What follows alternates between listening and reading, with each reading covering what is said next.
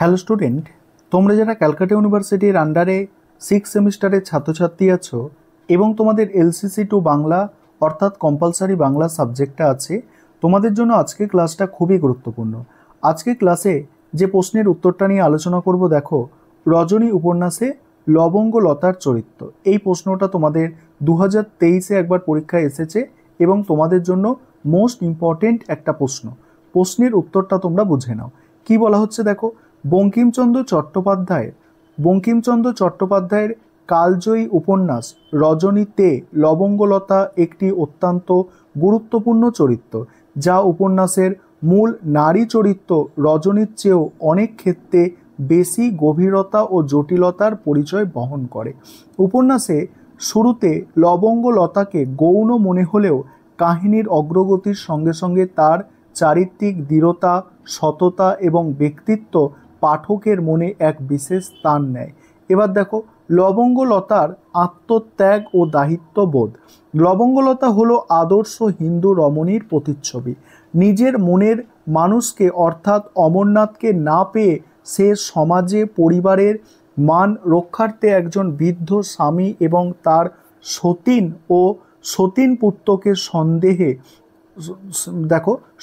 পুত্রকে সানন্দে গ্রহণ করেছে। তার জীবনে ভালোবাসা নয়, বরং দায়িত্বই মুখ্য। স্বামীর প্রতি তার আনুগত্য, সেবা ও যত্ন অতুলনীয়। অমরনাথের প্রতি হৃদয়ের গভীরে ভালোবাসা থাকলেও সে কোনো অবস্থাতেই তা প্রকাশ করতে চায় না। উপন্যাসে দেখা যায় শত প্রতিকূলতার মধ্যেও লবঙ্গলতার দৃঢ়তা অটুট থাকে। সে পতিব্রতা ধর্মের আদর্শে অবিচল থেকে বলে যে আমার স্বামী না হইয়া একবার আমার প্রণয় আকাঙ্ক্ষা হইয়াছিল। তিনি স্বয়ং মহাদেবের হইলেও তাহার জন্য আমার হৃদয়ে এতটুকু স্থান নেই। এই উক্তিটি তার চারিত্রিক দৃঢ়তা ও সততার এক জ্বলন্ত প্রমাণ। এবার কি বলা হচ্ছে দেখো, ভালোবাসার অপ্রকাশিত যন্ত্রণা।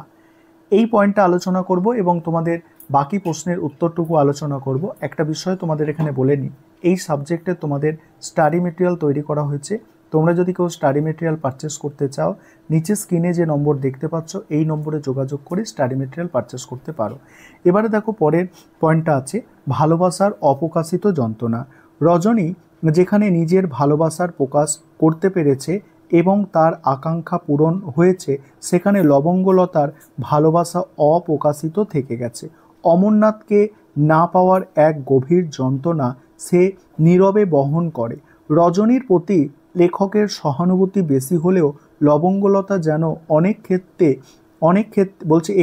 অনেকটাই অবহেলিত। নিজের অপ্রকাশিত যন্ত্রণার কারণে সে একসময় স্বগোক্তি করে, কানি ভালোবাসার তুই কি জানিস? তুমি লবঙ্গলতার অপেক্ষায় সহস্রগুণ সুখী।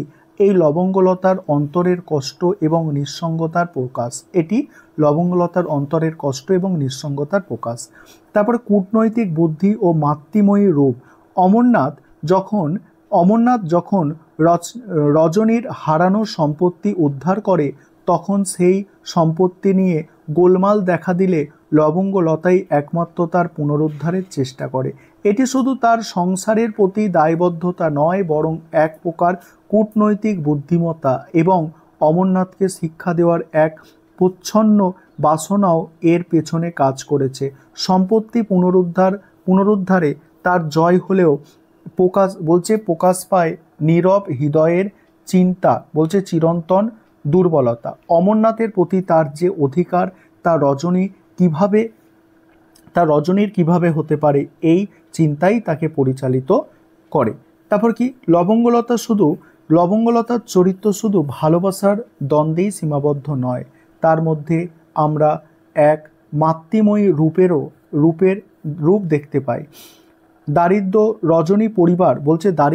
রজনীর পরিবার থেকে শুরু করে বহু বিবাহযোগ্য রমণীর পরিবার, এমনকি বিধবা দরিদ্রগণও তার সাহায্য ও প্রসাদ লাভ করেছে।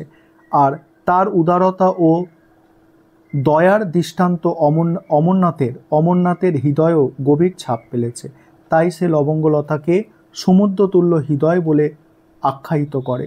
আধুনিক শিক্ষায় শিক্ষিত শচীনও তার বুদ্ধিমত্তা ও যুক্তির কাছে হার মেনেছে, স্বীকার করেছে।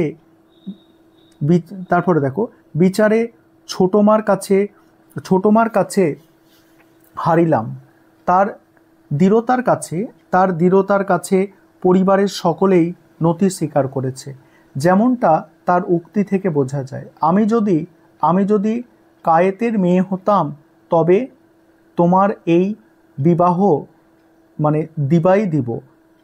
তারপরে কি, বঙ্কিমের সাহিত্যে লবঙ্গলতার স্বতন্ত্রতা। বঙ্কিমচন্দ্র লবঙ্গলতাকে তীক্ষ্ণ বুদ্ধি, আদর্শ, দয়া, মায়া এবং সংস্কারের অন্তরালে এক অপরূপ মাতৃময়ী রূপে গড়ে তুলেছে। তার চরিত্র এতটাই স্বনিপুণভাবে চিত্রিত হয়েছে যে এটি তাকে বঙ্কিম সাহিত্যের এক অনন্য স্থানে অধিষ্ঠিত করেছে। লবঙ্গলতা পাঠকের মনে চিরকালীন ছাপ ফেলে যায় তার আত্মত্যাগ, দৃঢ়তা ও মানবিকতার জন্য।